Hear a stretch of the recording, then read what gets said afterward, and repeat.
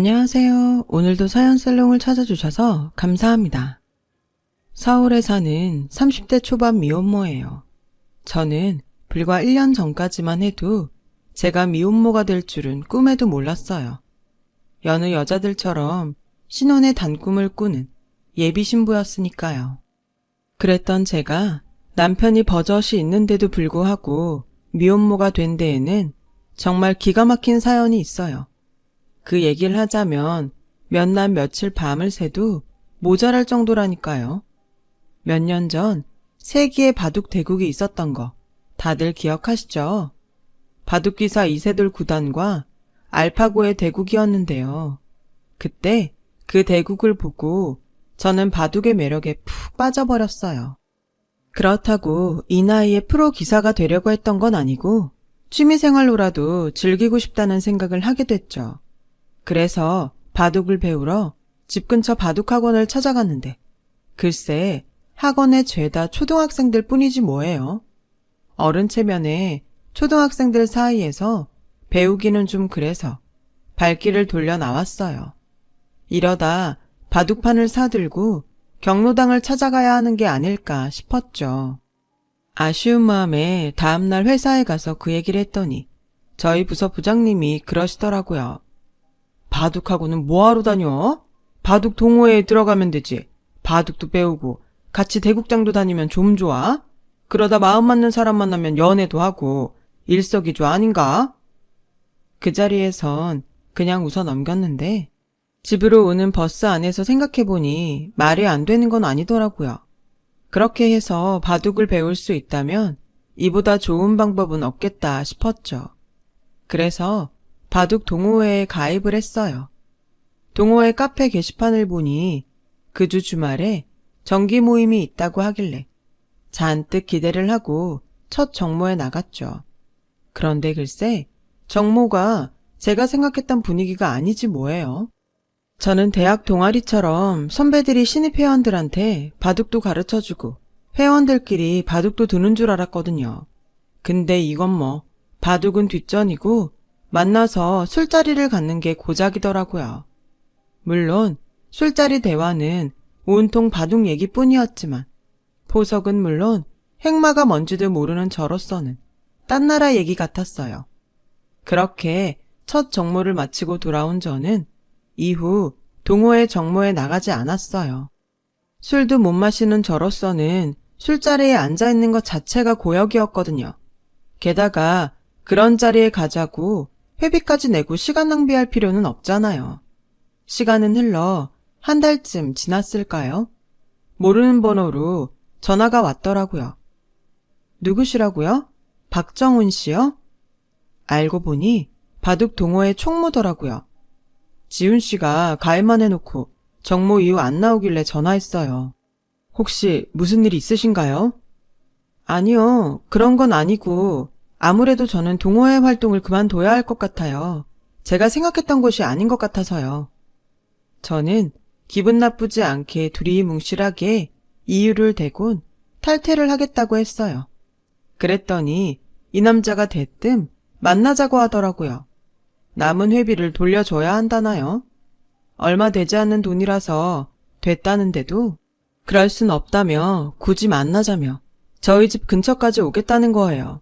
솔직히 똥 밟았다 싶었죠. 팔자여 없는 바둑 한번 배워보려다 귀찮게 됐다 생각했으니까요. 결국 총무는 기어이 저희 동네까지 왔고 잔뜩 짜증이 난 저는 추리닝에 슬리퍼를 질질 끌고 약속 장소로 갔어요. 다시 동호회에 나오라고 회유하려고 온 게 아닌가 의심하면서요. 그렇게 약속 장소에 도착했는데 맙소사 훤칠하고 잘생긴 남자가 서 있는 거예요. 정모 때랑은 완전 다른 모습이더라고요. 그 모습을 보자 순간 마음이 흔들렸어요. 다시 동호회에 나가? 마라? 그리고 그 순간 내가 맨 얼굴로 나왔다는 사실이 떠올랐죠. 아, 이럴 줄 알았으면 비비크림이라도 바르고 나올걸. 얼마나 후회가 됐는지 몰라요. 그래서 최대한 머리카락으로 얼굴을 가린 채 다가가 인사를 했어요. 여기까지 오시게 해서 죄송해요. 괜히 제가 귀찮게 해드렸나 봐요. 아니에요. 제가 오겠다고 한 건데요, 뭐. 그나저나 화장기 없는 얼굴이 훨씬 예쁘시네요. 남자가 수줍게 웃으며 말했어요. 빈말이라도 예쁘단 소리를 들으니 기분이 좋긴 하더라고요. 그래서 그냥 돌려보내려던 마음을 바꿔 근처 카페로 들어갔어요. 카페에 앉아서 얘기를 나눠보니 총무도 동호회 분위기가 마음에 안 드는 모양이더라고요. 바둑 좋아하는 사람들과 만나 바둑도 두고 바둑 이야기도 나누려고 가입한 건데 어느 순간부터 술판으로 변했다고요. 그래서 제가 왜 그만두려고 하는지 대충 알 것 같다나요? 그때까지도 저는 속으로 동호회에 계속 나갈까 말까를 망설이고 있었어요. 그런데 그때였죠. 저 혹시 괜찮다면 제가 바둑을 좀 가르쳐 드릴까요? 기력은 얼마 안 되지만 기초적인 건 가르쳐 드릴 수 있을 것 같아요. 순간 전 이게 웬 떡이냐 했어요. 이런 훈남이 바둑을 가르쳐 준다는데 왜 안 그렇겠어요? 그래서 묻고 따질 것도 없이 바로 콜을 외쳤죠. 그럼 퇴근하고 매일 밤 8시까지 사이버 오땡으로 들어오세요. 제가 초대장 보낼게요. 그렇게 해서 저는 훈남 동호회 총무한테 바둑을 배우게 되었어요. 처음엔 돈 받고 하는 게 아니라서 대충 가르쳐주지 않을까 했는데 웬걸? 화전부터 포석, 행마, 사활까지 엄청 꼼꼼하게 가르쳐주더라고요. 채팅창으로 설명을 해주고 바둑판에 그때그때 실현을 해주는 방식이라 책으로 배우는 것보다 훨씬 진도도 빠르고 이해도 잘 되었어요. 그렇게 3개월가량 하루도 안 빠지고 저는 그에게 바둑을 배웠어요. 저도 사람인지라 사심이 발동해서 종종 채팅창에 개인적인 걸 물었고 그건 그 역시도 마찬가지였죠. 바둑 강습을 빙자한 채팅 연애나 다름없었어요. 아무튼 그러는 와중에도 제 기력은 꽤 많이 늘었고 그와 바둑을 둘 수 있는 수준까지 되었어요. 상대에 대한 마음은 그보다 더 커졌고요. 그러다가 고마워서 밥이라도 사겠다는 핑계로 만나볼까 하는 생각을 하게 됐죠. 그래서 작정하고 문자를 보내려는데 때마침 총무한테 문자가 왔더라고요. 주말에 시간 되면 종로에서 만나자고요. 그 문자를 받고 저는 침대 위에서 방방 뛰며 환호했어요. 그리곤 그러자고 단문을 보냈죠.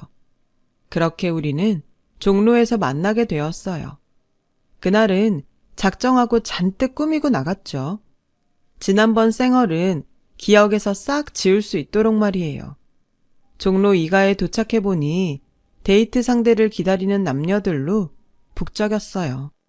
하지만 그 많은 사람들 사이에서도 그는 단박에 제 눈에 들어왔어요. 당연하죠. 단연 돋보이는 외모였거든요.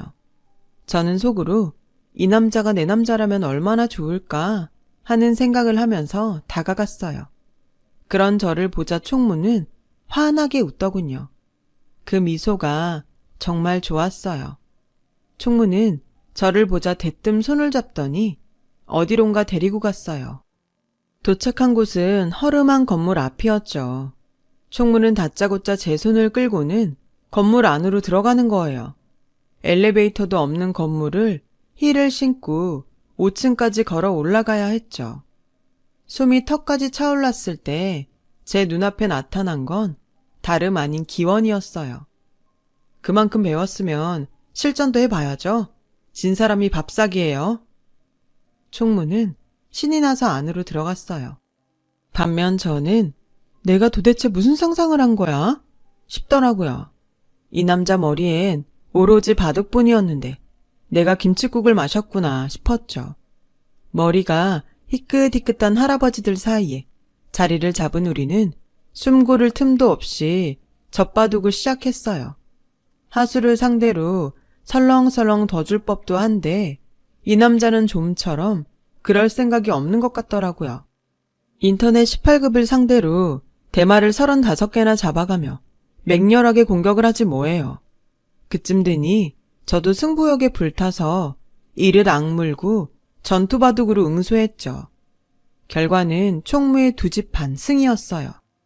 복귀를 하는 내내 내가 왜 이 돌을 여기에 뒀을까 후회를 하면서 패배를 곱씹다 보니 확 열이 받더라고요. 그런데도 이 남자는 뭐가 그리 좋은지 입이 아주 귀에 걸리겠더라고요. 그렇게 좋으세요? 6단이 고작 18급 상대로 이겨놓고? 저는 가자미 눈으로 툭 내뱉었어요. 그제야 제 기분을 눈치챈 총무는 사과를 하더라고요. 기분 나쁘셨다면 죄송해요. 저는 상대가 고수든 하수든 최선을 다해 바둑을 두는 게 예의라고 생각해요. 물론 상대 기분을 생각해서 대충 더 줄 수는 있어요. 하지만 그거야말로 상대를 무시하는 게 아닐까요? 그 말을 듣고 보니 이 남자 말이 맞는 것 같더라고요. 바둑을 두는 내내 남자는 잠시도 한눈을 팔지 않고 장구하는 저를 기다려주었고 대국이 재미없었을 텐데도 귀찮은 내색 하나 없이 진지하게 임했거든요. 저를 그만큼 대접해 주었던 거죠. 죄송해요. 전 그런 것도 모르고. 그의 진심을 알게 된 저는 기쁜 마음으로 밥을 사겠다고 했어요. 내기에 져서 밥을 사면서도 이렇게 기분이 좋은 건 처음이었죠. 밥을 먹고 자리를 옮겨 차를 마시는 내내 우리는 바둑 얘기를 했어요. 3개월 만에 만났는데도 매일 밤 넷에서 대화를 했던 탓인지 낯설지도 않고 그렇게 편할 수가 없더라고요. 그건 상대도 마찬가지인 것 같았어요. 그날 이후 우리는 종종 기원에 들러 바둑을 뒀어요. 바둑을 두는 걸 수담이라고 하잖아요. 서로 마주 앉아 말없이 손으로 대화를 나누는 행위요. 그래서일까요? 그이와 바둑을 두면서 말로 하는 것보다 더 많은 대화를 나눈 것 같다는 느낌을 받곤 했어요. 그렇게 우리는 점점 가까워졌죠. 1년 가까이 수담을 나누던 우리는 크리스마스 즈음에서 연인 관계로 발전했어요. 그제야 처음부터 저를 마음에 두고 있었고 회비는 핑계였다고 하더라고요. 그 정도면 제가 눈치챌 줄 알았는데 자기 마음을 몰라주길래 바둑을 가르쳐주겠다는 핑계로 어떻게든 만남을 이어갔던 거라고 말이죠. 생각해보면 제가 참 눈치가 없었어요. 남친의 때늦은 이실직고를 듣고서야 알게 됐으니 말이죠. 알았다면 진작 사귀었을 텐데 말이에요. 그리고 2해 뒤 여름, 저는 임신을 했어요. 아직 본격적으로 결혼 얘기가 나오기 전이라 임신 테스터의 빨간 2줄을 보곤 살짝 겁이 나긴 했지만 이 남자라면 책임감 없이 외면하진 않을 거란 생각이 들기도 했어요. 그리고 제 예상대로 임신 소식을 들은 그는 당장 양가 부모님을 찾아뵙고 결혼 허락을 받자고 하더라고요. 평소 실리 바둑을 선호하던 그는 결혼 전에 아이를 갖는 건 따지고 보면 시간을 절약하는 방법일지 모른다며 차라리 잘 됐다고 하더군요. 그 말에 저는 안심할 수 있었어요. 시부모님은 제 임신 소식에 처음엔 조금 놀라신 것 같았지만 이내 잘 됐다시며 제 몸부터 걱정해 주셨어요. 특히 어머님은 같은 여자라 그런가 제 입장에서 많이 생각해 주셨죠. 아무래도 결혼식은 출산 후에 하는 게 어떨까 하는데 네 생각은 어떠니? 한 번뿐인 결혼식인데 예쁘게 몸 만들어서 하는 게 좋지 않겠어? 아직은 임신 초기라 티도 안 나고 드레스를 입어도 괜찮을 것 같아요. 출산으로 미루면 너무 늦지 않을까요? 그건 그렇다만 임신 초기엔 조심을 하는 게 좋아. 결혼 준비하려면 스트레스도 많이 받을 텐데 너도 태아한테도 좋을 게 없지. 결혼식에 언제 하든 뭐가 문제겠니? 네 몸 건강한 게 우선이지. 그때는 그 말이 따뜻하게 들렸어요. 비록 내 부모님은 아니시지만 나를 친자식처럼 생각하시는 분이구나 생각했거든요. 능구렁이 같은 속내를 모른 채 말이죠. 친정 부모님께 어머님 뜻을 전했더니 맞는 말씀이라시며 식은 출산하고 천천히 하자는데 동의하셨어요. 그렇게 우리 부부는 결혼식을 미룬 채 남편이 살고 있던 전셋집에 저희 쪽에서 혼수를 채워서 바로 신접살림을 차리기로 했어요. 자기야, 시금 미룬다 쳐도 혼인신고는 먼저 해야 하지 않을까? 그래, 혼인신고서만 작성해줘. 보증인도 필요하니까 나머진 내가 알아서 할게. 당신은 신경 쓰지 마. 임신한 저를 대신해서 혼인신고와 의료보험은 남편이 처리하기로 했어요. 그래서 다음날 제가 신경 써야 할 부분만 채워서 남편한테 혼인신고서를 주었죠. 그렇게 결혼에 필요한 일들을 처리하고 우린 신혼생활을 시작했어요. 남들은 결혼 준비로 스트레스도 많이 받고 싸우기도 많이 싸운다는데 저희 부부는 그런 트러블 없이 정말 순조롭게 모든 일을 끝냈어요. 이제 남은 건 회사 일을 정리하고 태교에 힘쓰는 것뿐이었죠. 임신 5개월 차에 들어서자 몸도 예전과 다르고 입덧이 심해서 저는 계획보다 일찍 퇴사를 하게 됐어요. 제가 맡고 있던 업무가 사무실보다는 외부에서 진행하는 일이 많아서 몸에 무리가 많이 갔거든요. 대학 졸업 후 처음 들어갔던 제 첫 직장이었기에 퇴사하는 날 눈물이 많이 났어요. 다닐 땐 그렇게 지긋지긋하던 이곳을 영영 떠난다니 마음이 허전하더라고요. 그래도 인생의 반려자를 만나 새로운 인생을 시작하는 거니 이런 이별이 나쁘지만은 않다고 스스로 위로를 하며 사원증을 반납하고 짐을 챙겨 나왔어요. 퇴사 후에는 집안 살림과 태교에 힘쓰며 사회생활을 시작한 이후 가장 여유로운 시간을 보낼 수 있었어요. 그렇게 시간은 흘러 드디어 출산이 코앞에 닥쳤어요. 저는 언제 진통이 올지 몰라서 미리 목욕을 해두고 짐가방도 싸두었죠. 그리고 드디어 그날이 되었어요. 아침에 남편 출근 준비를 돕고 있는데 이슬이 비치더라고요. 그래서 그 길로 남편 차를 타고 평소 다니던 산부인과로 향했어요. 병원에 도착해서 친정엄마한테도 연락을 드렸고요. 혹시라도 진통이 길어지면 어쩌나 내심 걱정을 했는데 생각보다 진통이 빨리 와서 친정 부모님이 병원에 도착도 하시기 전에 출산을 했지 뭐예요. 비록 진통 시간은 짧았지만 통증은 정말 장난이 아니더라고요. 난생 처음 경험하는 엄청난 통증에 하마터면 정신을 잃을 뻔했거든요. 아이를 낳는 게 이렇게 힘든 일인 줄 알았다면 엄마한테 좀 더 잘하는 건데 후회가 되더라고요. 출산 후 부모님 얼굴을 보는데 어찌나 눈물이 흐르던지 특히 엄마한테 죄송한 마음에 엉엉 울었다니까요. 이래서 여자는 애를 낳아야 진짜 어른이 된다고 하는구나 싶었죠. 시부모님은 오후 늦게 병원에 오셨어요. 아버님, 어머님은 그동안 수고했다시며 제 손을 잡아주시더라고요. 아가, 산후조리는 어떻게 할 거니? 친정 어머님이 해주신다든? 아니요, 그냥 조리원 들어가려고요. 엄마도 힘드신데 그게 나을 것 같아서요. 게다가 요즘 조리원에선 수유교육이랑 산모 몸매 관리도 해주거든요. 그 순간 시어머니 표정이 확 바뀌었어요. 뭐? 아니, 애 젖 먹이는 게 뭐라고 그 돈을 들여 조리원에서 배워? 그리고 살이야 때 되면 다 빠질 텐데 몸매 관리는 또 뭐고? 얘, 돈 그렇게 막 쓰는 거 아니다? 조금 전까지 세상 둘도 없이 살갑던 시어머니는 싸늘한 표정으로 정색하시며 제가 헛돈을 쓰는 것처럼 나무라셨어요. 그런 모습은 처음이라 당황스럽고 많이 서운하더라고요. 아무래도 내가 사부인이랑 얘기를 좀 해야지. 안 되겠다. 요즘 애들은 정말이지 돈 무서운 줄 몰라서 탈이라니까.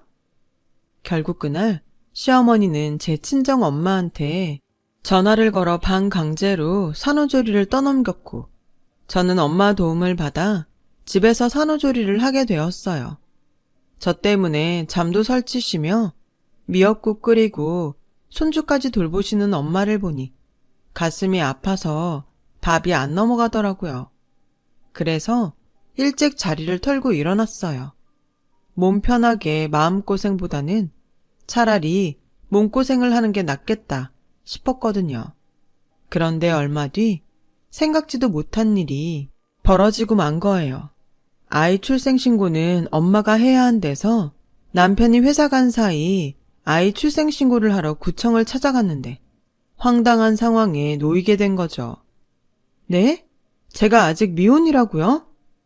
글쎄, 혼인신고가 안 돼 있더라고요. 그래서 바로 남편한테 전화를 걸었어요. 자기야, 우리 혼인신고 안 했어? 출생신고하려고 구청에 갔더니 내가 미혼으로 나오더라고. 도대체 이게 어떻게 된 거야? 남편은 당황하더니 지금은 업무로 바쁘니까 이따 집에 가서 설명해 주겠다며 전화를 끊었어요.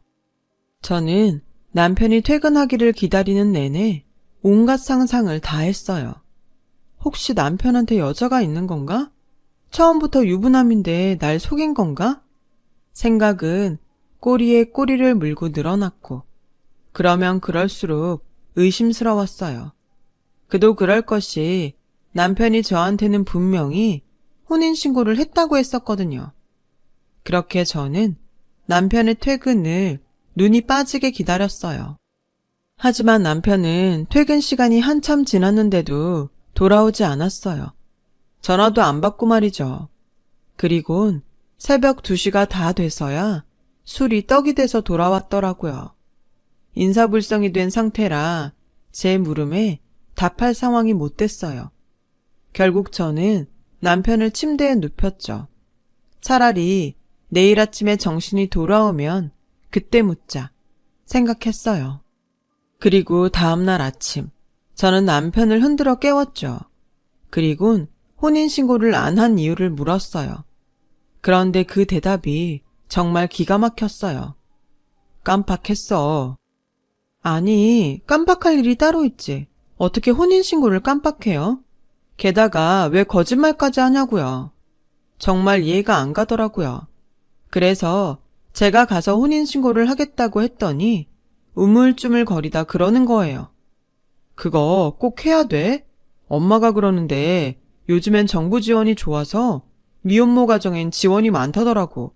기왕이면 누릴 건 누리면 좋잖아. 우리 실리적으로 생각하자, 응? 아니, 이게 무슨 개벽다기 하는 소리래? 저는 제가 잘못 들은 줄 알았어요. 그래서 다시 되물었죠. 그럼 나보고 미혼모로 살라는 거야? 내 말은 쭉 그러라는 게 아니라 지원 받을 거 좀 받고 나중에 천천히 혼인신고해도 늦지 않을 거란 얘기지.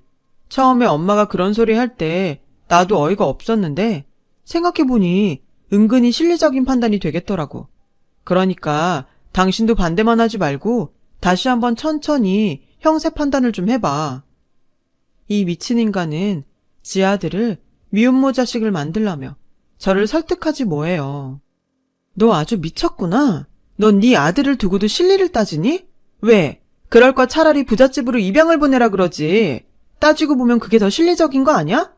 어떻게 아빠란 인간이 이럴 수가 있냐? 네가 그러고도 사람이니? 너도 그렇고 자기 손주 미혼모 자식 만들라고 한 네 엄마도 똑같아. 어디 이런 개 막장 같은 인간들이 있어? 나 더 이상 너 같은 인간이랑은 못 살아. 어차피 네 호적에도 없는 아들이니까 엄마인 내가 데리고 살 거야. 넌 잘난 네 엄마 말 듣고 잘 살아봐. 그 길로 저는 짐을 싸들고 집을 나왔어요. 막상 나와보니 애를 데리고 갈 곳도 없더라고요. 그래서 하는 수 없이 친정으로 향했어요. 집에 도착해 엄마를 보자 울음부터 터져 나왔죠. 그리곤 좀 전에 있었던 일을 모조리 부모님께 털어놓았어요. 부모님은 기가 차서 말문이 막히셨죠. 엄마는 손주를 끌어안고 눈물을 흘리셨고 아빠는 연신 땅이 꺼져라 한숨만 뿜어대셨어요. 그날 밤 남편은 퇴근 후 저희 집으로 찾아와 배를 눌렀고 엄마는 물바가지를 뿌리며 욕을 퍼부으셨어요. 아빠는 단호하게 돌아가라고 하셨죠. 결국 남편은 제 부모님 기세에 눌려 발길을 돌려야 했어요. 그날 이후로도 남편은 제게 계속 전화를 했지만 받지 않았어요. 그리고 며칠 뒤 아빠가 안방으로 저를 부르시더라고요. 땅 문서를 내주시며 물려줄 일정 부분을 오빠들 몰래 제 명의로 돌려놨으니 간직하고 있다가 필요하면 팔아서 쓰라고 하시더라고요. 아빠는 마음을 굳히신 모양이었어요. 딸을 미혼모로 살게 하더라도 다시는 그 집 식구로 살게 하지 않겠다고 말이죠. 그리고 며칠 뒤 시부모님과 남편이 저희 집으로 쳐들어왔어요. 손주 찾으러 왔다고 하더군요. 어머니 내 아들 자식인데 누구 맘대로 애를 데리고 갑니까? 싫다고 집 나간 며느리는 필요 없습니다. 내 손주만 내놓으세요. 여자가 혼자서 무슨 애를 키운다고? 직장이 있습니까? 막말로 돈이 있어? 돈도 없는 게 어줍잖게 모성애 펼칠 생각 말고 실리를 따져봐. 대책은 있니? 괜히 법정에서 망신당하지 말고 좋게 말할 때 내놓는 게 좋을 겁니다. 시어머니는 사과는커녕 뻔뻔하게 제 아들만 데려가겠다고 하더라고요. 누가 돈이 없어요? 재산으로 치면 제가 어머님 아들보다 몇십 배는 더 있을걸요? 저는 땅 문서를 펼쳐 보이며 의기양양하게 말했어요. 너랑 헤어진 기념으로 아빠가 주신 땅이야. 며칠 전에 부동산에 알아보니 그동안 땅값이 많이 올라서 30억은 좋게 받을 거라고 하더라고. 요즘 그쪽 지역이 재개발 바람이 불어서 엄청 땅값이 올랐거든요. 당신은 재산이 얼마나 돼? 전세 보증금도 거의 은행 대출이지. 그런 주제에 어디서 돈 타령이야. 그리고 어머님, 입은 삐뚤어져도 말은 바로 하셔야죠. 법정에서 망신당할 사람이 어떻게 접니까? 당신 아들이지. 제 자식을 미혼모 아들 만들자고 하는 인간을 법이 구제해 줄 것 같아요? 당신들 이거 엄연히 범법행위야. 내가 신고하면 처벌받는다고. 어쩜 이렇게 무지한지 몰라. 바둑 형세 판단은 잘하는 사람이 어떻게 자기 인생 형세 판단은 안 되니? 그렇게 실리적인 거 따지더니 뭐가 실리적인지 판단이 안 돼? 지금 당신들은 납작 엎드려 싹싹 빌고 쥐 죽은 듯이 조용히 사는 게 상책이야. 어딜 와서 까불어 까불긴. 어차피 안 살기로 작정한 김에 참았던 말을 다 쏟아냈어요. 그런데 이 인간들이 뭘 잘못 먹었나. 누나를 막 굴리더니 갑자기 제 손을 끌어잡고는 눈물씩이나 흘리는 거예요. 황당해서 기도 안 차더라고요. 아가, 내가 너한테 몹쓸 짓을 했구나. 내가 잠깐 노망이 들었었나 보다. 우리 애가 무슨 잘못이 있겠니? 철없는 애미가 고집을 부리니 그저 장단이나 맞춰준 것을. 그러니 마음 풀고 용서해다오. 미워하려거든 날 미워해. 내 아들이 무슨 죄겠니? 그러니 지난 일은 모두 잊고 못 치른 결혼식 제대로 치르고 다시 시작하렴. 너도 미혼모로 살고 싶은 건 아니잖니? 어머니가 저자세로 나오자 남편은 어느 장단에 박자를 맞춰야 할지 모르는 눈치더라고요. 엄마, 갑자기 왜 이래? 이 사람 임신했다니까 결혼식 안 하고 넘어갈 수 있다고 좋아하더니 무슨 결혼식? 어차피 돈벌이도 못한다고 헤어지라며. 나보고 어쩌라고 자꾸 말을 바꿔? 아, 난 몰라. 엄마가 알아서 처리해. 이놈 새끼야. 지금 30억이 눈앞에서 날아갈 판인데 이혼은 왜 해? 아우, 그 머리로 어떻게 살아갈래? 이런 것까지 엄마가 설명을 해줘야 돼? 그제야 남편은 형세 판단이 섰는지 미안한 표정으로 저를 바라보더군요. 어찌나 가증스럽고 치가 떨리던지 저는 방으로 들어가 우리 애 똥기저귀를 들고 나왔어요.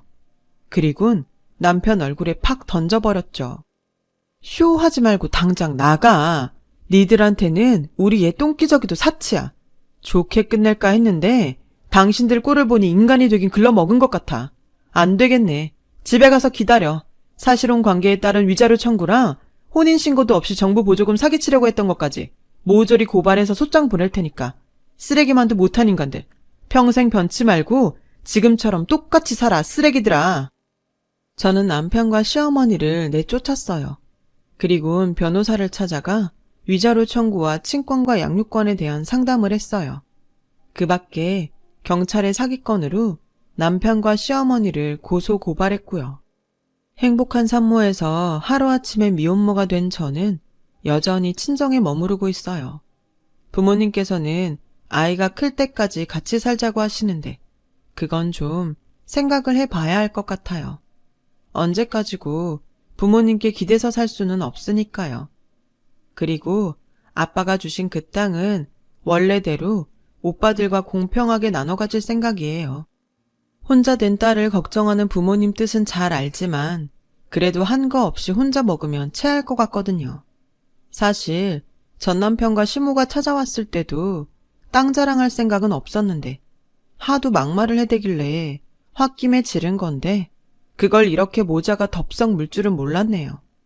하여간 그 덕에 결혼식 비화며 남편이 마마보이였다는 걸 알게 됐으니 이것도 돈의 힘이라면 힘이겠죠.